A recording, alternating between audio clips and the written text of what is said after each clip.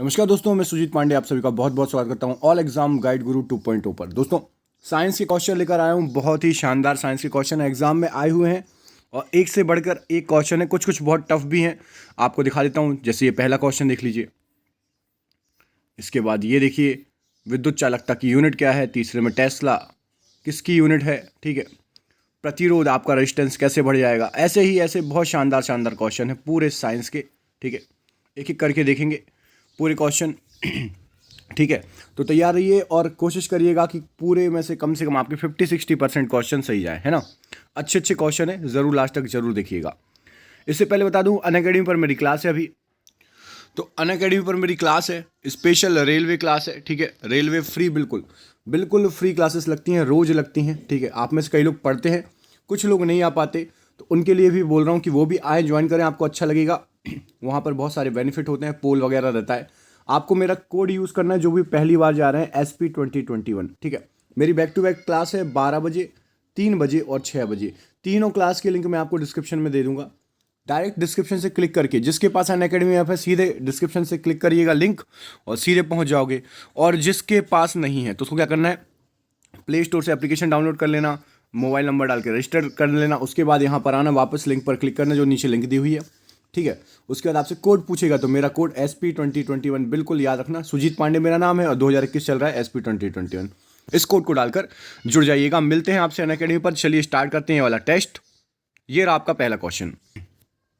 तो मानव शरीर की बात हो रही है। मानव शरीर का प्रतिरोध शुष्क अवस्था में, मतलब ऐसा नहीं नहा धो के आए हो और सीधे करंट को छू लिया, है ना, तुरंत चेक किया।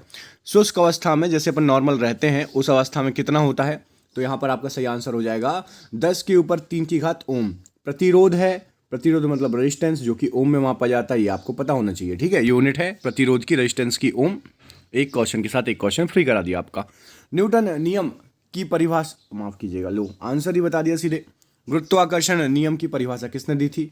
तो गुरुत्वाकर्षण का नियम जो है आपका यहाँ पर क्या सही आंसर हो जाएगा, न्यूटन ने, ठीक है। पदार्थ द्वारा एक दूसरे की ओर आकर्षण होता है, ये बताया था न्यूटन महोदय ने, है ना। इनके ऊपर क्या गिरा था, कौन सा फल न्यूटन महोदय के ऊपर गिरा था, कमेंट करके जरूर बताना, ठीक है। अगला क्वेश्चन देखिए, क्वेश्चन नंबर 3। विद्युत चालकता की यूनिट क्या है। तो विद्युत चालकता की यूनिट, देखो, रेजिस्टेंस की यूनिट ओम है और विद्युत चालकता जैसे उसके अपोजिट है, तो इसकी यूनिट हो जाएगी महो, MHO, महो, ठीक है। इसमें बहुत लोग गलत कर देते हैं महो में, ठीक है। अगला क्वेश्चन देखो, ये रहा आपकी स्क्रीन पर नेक्स्ट क्वेश्चन। टेस्ला चुंबकीय यूनिट है किस चीज़ की।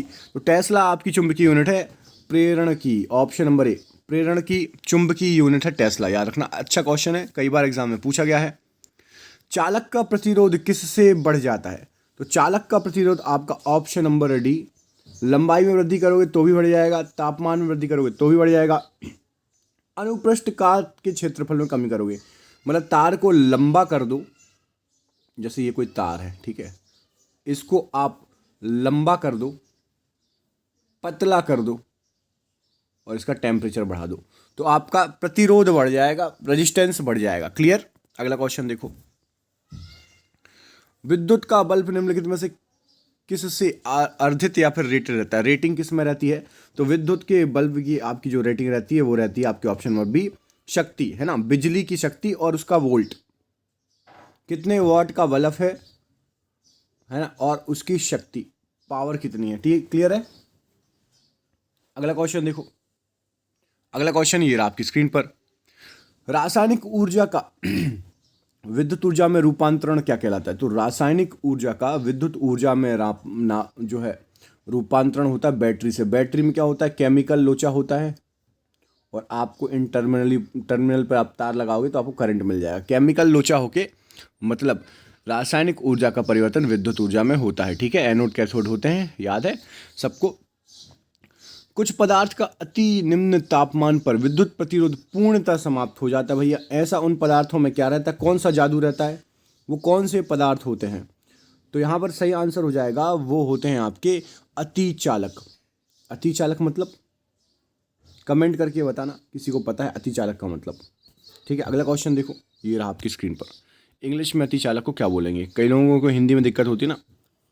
निम्न पदार्थों में अनंत विद्युत प्रतिरोध होता है, उन्हें क्या कहते हैं। मतलब प्रतिरोध बिल्कुल अनंत अनंत अनंत। तो यहाँ पर सही आंसर क्या हो जाएगा, सही आंसर हो जाएगा आपका ऑप्शन नंबर सी, विद्युत रोधी रोधी, ठीक है, मतलब इंसुलेटर बोलते हैं इंग्लिश में, ठीक है, क्लियर। चलो अगला क्वेश्चन देखिए। अगला क्वेश्चन ये है आपका, सुपर कंडक्टर की चालकता कितनी होती है? तो सुपर कंडक्टर की चालकता असीमित होती है, कोई सीमा नहीं रहती, बहुत होती है, बहुत है ना, क्लियर, इसलिए तो वो सुपर है, जैसे हमारे रजनीकांत सर। अगला क्वेश्चन देखो, ये रहा आपकी स्क्रीन पर अगला क्वेश्चन। आदर्श वोल्ट मीटर की प्रतिरोधिता कितनी होती है? तो वोल्ट मीटर में आपका असीमित प्रतिरोध होगा, तब जाके वो वोल्टेज को नापेगा, करंट को जीरो कर देगा तो सिर्फ क्या दिखेगा, देखो क्या होता है, V=IR, ठीक है।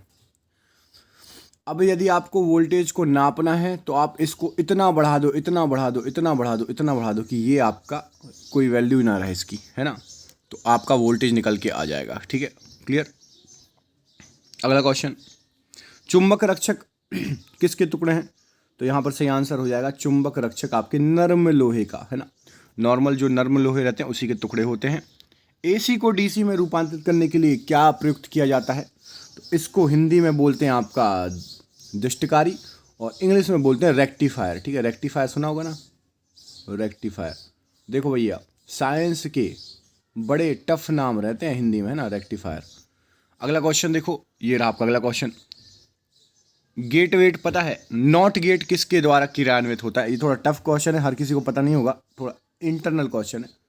तो एकल ट्रांजिस्टर, सिंगल ट्रांजिस्टर यहाँ पर सही आंसर हो जाएगा, है ना, कुछ कुछ क्वेश्चन टफ होते हैं। हाँ, ये है बिल्कुल सिंपल क्वेश्चन, इसका आंसर दे दो जल्दी से। तो निम्नलिखित में से सबसे बढ़िया रोधी या फिर इंसुलेटर कौन सा रहेगा जिससे आपको करंट नहीं लगेगा? यदि आप उसको पकड़ के करंट वाली कोई भी चीज़ को छूते हो, कुछ करते हो तो करंट नहीं लगेगा।